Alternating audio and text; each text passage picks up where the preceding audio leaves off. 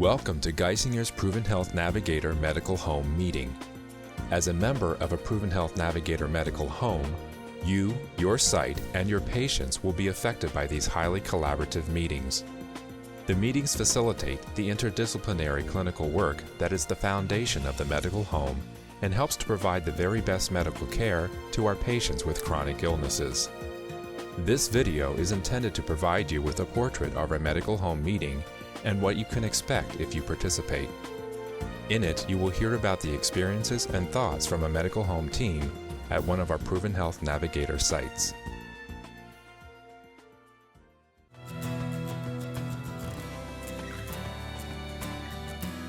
Our monthly medical home meetings are very important to the team. Number one, it just reiterates the importance of what we're doing.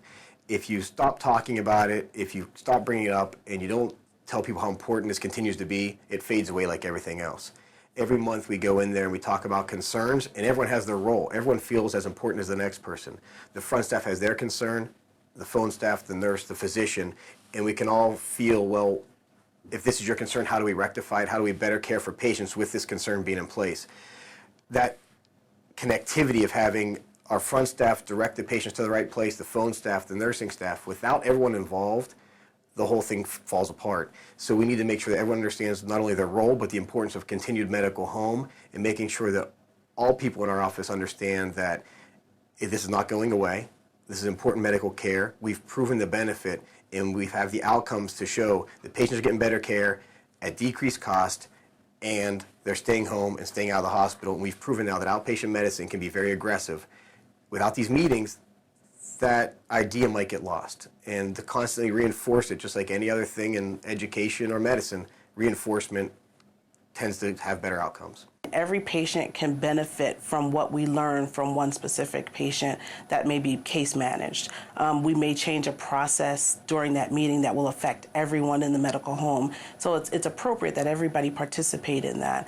A lot of times if you bring change to a site without explaining why we're thinking of making the change, they don't have any buy-in, so they won't participate, and then it'll fall by the wayside. So having everybody from every discipline involved in the building, in the site, helps make Proven Health Navigator really successful. From a physician standpoint, we'll run cases by each other and try to figure out if we could have done something different that may have had a better patient outcome.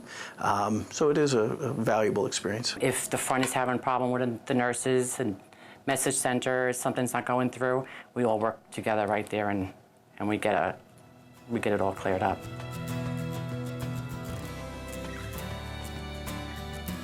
When we go to our meetings, one of the first things we discuss is connectivity and workflow. The importance of this is to understand that when the patient walks through that door or calls us, where do they go?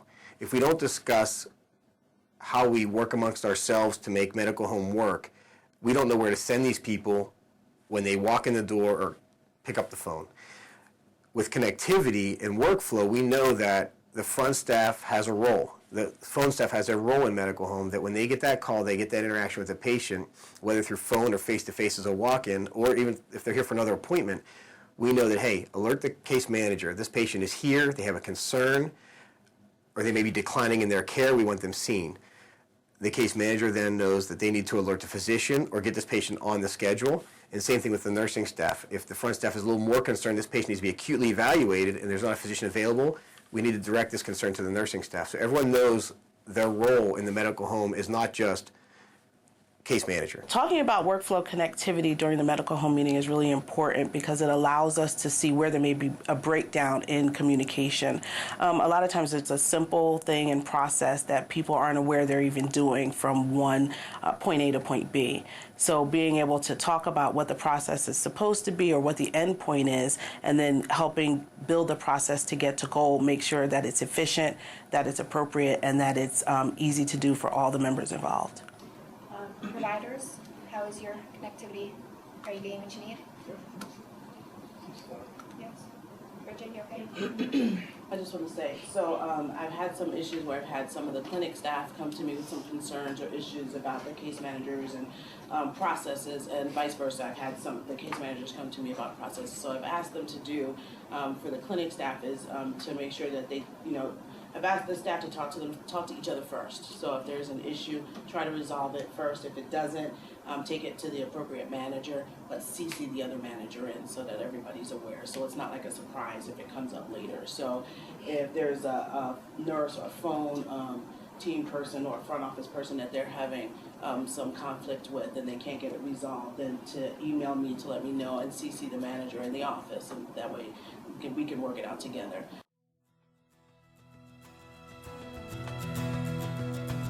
At our medical home meetings, we always do case study review. Patients that have been readmitted or admitted to the hospital with chronic care conditions. It's important to review these cases for multiple reasons. One, from an education standpoint for everybody. Why did this patient end up in the hospital, and could it have been prevented? If it couldn't have been prevented, what can we do next time this patient calls to maybe get ahead of this problem? You're not going to prevent every admission, but you can prevent some, and that's the big benefit of medical home and patient care. Because a lot of times we're trying to develop a real-time plan of care for a patient. So we have to consider a lot of things: the case manager's goals for the patient, the provider's goals for the patient, and of course the patient's goals themselves. So bringing all of those together to the meeting and trying to find a way to make them all work into one plan is important. Next would be the case study reviews. So Tracy or Colette, would you like to start us off? Diagnosed with bilateral pneumonia, AFib, diastolic heart failure, acute renal failure. He was given a prescription for oxygen at discharge, but no one qualified him. He's a Medicare patient, so he wasn't qualified for oxygen. So Dr. Brown worked with me to have home health go in there and qualify him for oxygen and monitor him cardiopulmonary-wise.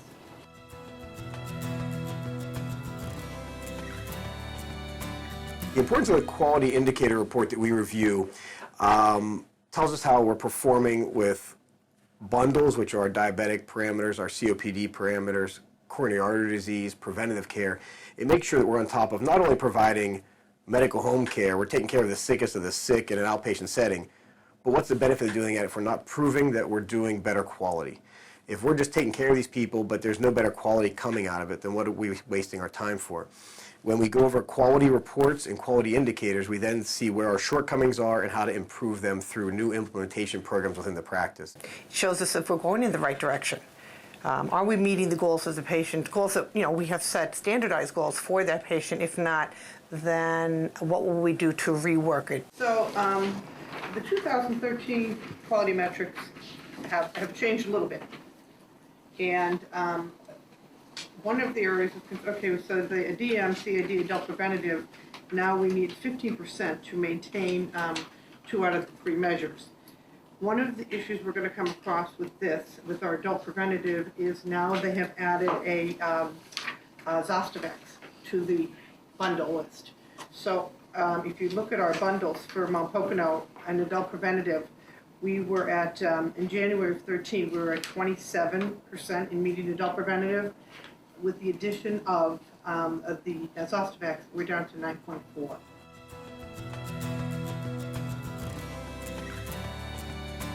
In every meeting, we try to do clinical pearls. We go over a chronic disease issue, a medical problem, a medical diagnosis, whether it's UTI, COPD, asthma, coronary artery disease, AFib, dementia. Try to figure out the newest literature-based treatments and to review these things. As physicians, we're always learning, we're busy, we sometimes don't read the newest literature as often as we should. With these clinical pearls, everyone gets a little information, not just a physician, but the nurse, the front staff, and they maybe understand the disease process a little bit better. So when these patients come in, not just the physician who's taking care of this patient, but as a medical home, everyone's involved. A little information goes a long way for everyone at every level of the office flow.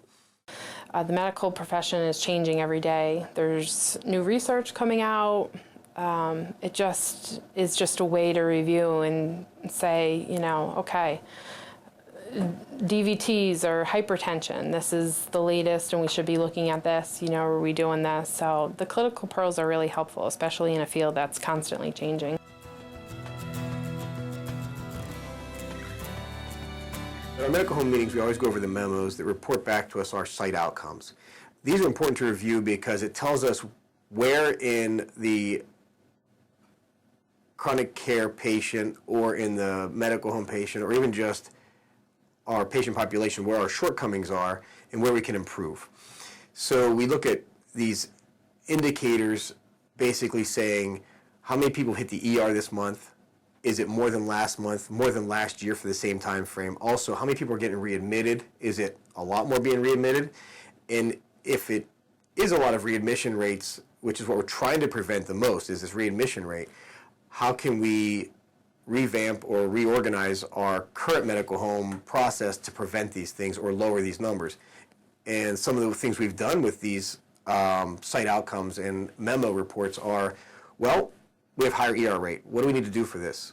Do we have enough open slots? Do we have enough visits for these people, acute visits? Are they aware that we have weekend hours? So some of it was just getting the word out of saying we have Saturday hours. Some of it was opening up some schedule slots to get more acute care in so they don't end up in the ER. If you put an 80-year-old with COPD in the ER, they're getting admitted. The cost of that admission, whether it was necessary or not, is enormous. And you keep doing that, the cost of medicine keeps climbing. That's what we're trying to improve upon. So going over these memos and site outcomes in each individual practice, they're going to see their own needs in their community. And that's how we kind of change our practice, change our templates, et cetera, to prevent whether it's readmissions or ERs or decrease our high-end scanning like MRI, or even looking at generic prescription reports. Are we doing a good job of providing generic prescriptions, or are we providing too many brand name prescriptions, which is a higher cost of medicine? When appropriate, we need to do it, but otherwise generics usually fall in line for a lower cost and is inappropriate care. The hypertensives you have there too, Doctor? Yeah, I have the hypertension one. The key thing with hypertension one is we want to be above the 80 percentile. A lot of groups are not. We're at 83.5 across the group, which is fantastic because we've joined a AMGA, I believe it is, and it's a national group where we get recognition for our blood pressure scores, and they want us to be above 80%, so we're there now. Laura, also, Julie Mulcavich and her group set up new self-assessment forms. I told Charlene about it. So now we have self-assessments, not just for diabetes, but it's also for all diseases and the combination of all of them. So it's diabetes, CAD, hypertension, and then they have one for if you have two of them, one if you have three of them, and all combinations. Okay.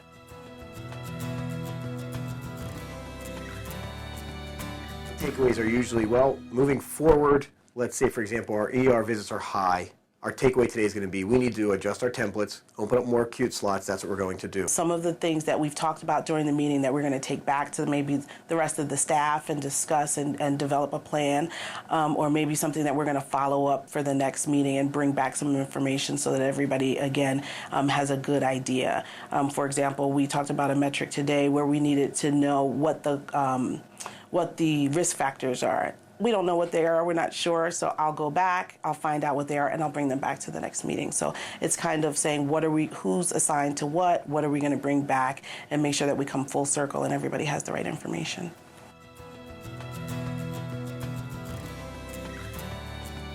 At our medical home meetings, it enables collaboration with the whole medical home team because they all have a voice, they're all involved. Their concerns are valid and met with concern amongst everyone in that room. If we find out the front staff, a phone staff, a nurse, or a provider, or a case manager has a concern, we make sure that it is heard. We collaborate to make sure that we all agree upon the plan to improve upon that concern if we can. The medical home meeting provides collaboration for the entire medical home team because it's an open forum where we could discuss our concerns regarding patient care, our successes with patient care amongst each other.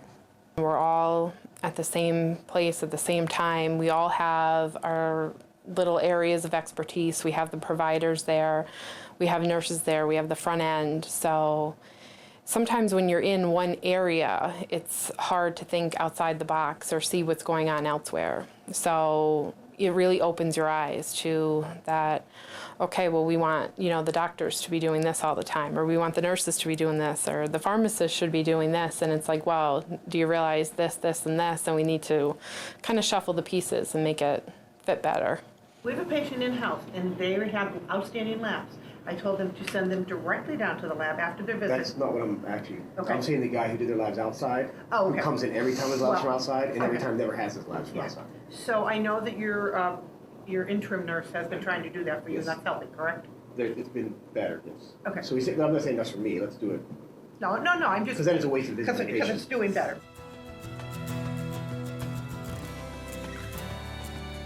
The medical home meeting enables evaluation of our current processes because, again, as we go over the memos and review cases, we can get other people's ideas to see how we may have done something different, perhaps to prevent an admission or just get different ideas on how to manage the patient. I think each site have different patients, different providers, different ways of doing things. So it makes us evaluate if these processes are working, and if they are working, do we share them with other people, other sites?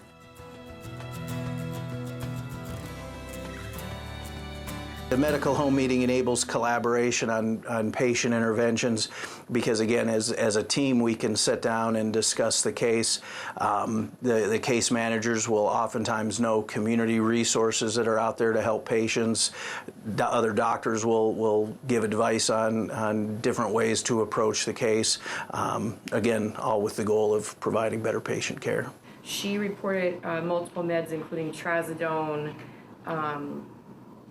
promethazine, Seroquel, clonazepam, Dilaudid 8 milligrams 3 times a day she took. That was not given to her by this office, but by a pain management physician. At all doses that were inappropriate. When they consulted with Dr. Levinson, the doses that she was actually supposed to be on were half of what she reported, and only once a day as opposed to 2 and 3 times a day when she was taking them.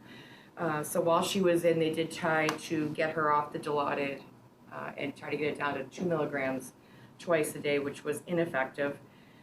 When she was admitted that time, she was found to have a bacterial overgrowth.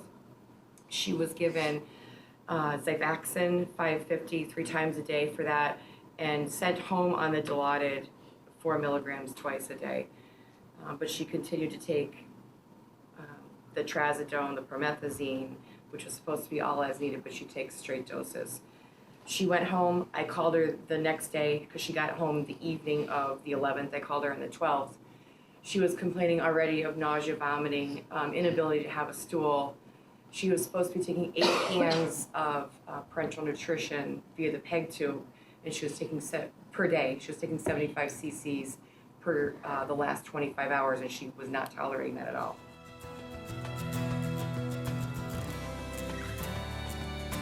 One of the important reviews in our medical home meeting is going over admission rates and readmission rates. That's one of the highest costs in current medicine. When someone gets admitted to the hospital, it's immense cost. More importantly, a huge percentage of patients are readmitted within 30 days of their last admission, and a lot of times it's because of maybe the care wasn't followed through completely. So what we need to do is review these cases and make sure that we understand why were they admitted, could it have been prevented, and that's the learning process. Once we learn how to prevent one admission, maybe we can extrapolate that across all patients to prevent all future admissions for that disease process when it comes out of the hospital in this condition. So a patient that maybe has congestive heart failure and they went to the hospital instead of coming in-house, maybe they could have avoided that entire episode and come here, had maybe, diuretic, and then gone home to, the place they prefer the best. Because chronic care patients really don't like going to the hospital, and their exposure to every other illness when they get to the hospital, it just sets them up for failure very often. So the acutement's up a touch, and then when you look at page 4, we get a readmission rate, that's down significantly, almost down to where best in show is. In the DRG case, we have people going in, it seems like it's dropping, so they're not that sick going in perhaps. We'll look at that acute care conditions at the end and see where we're at there.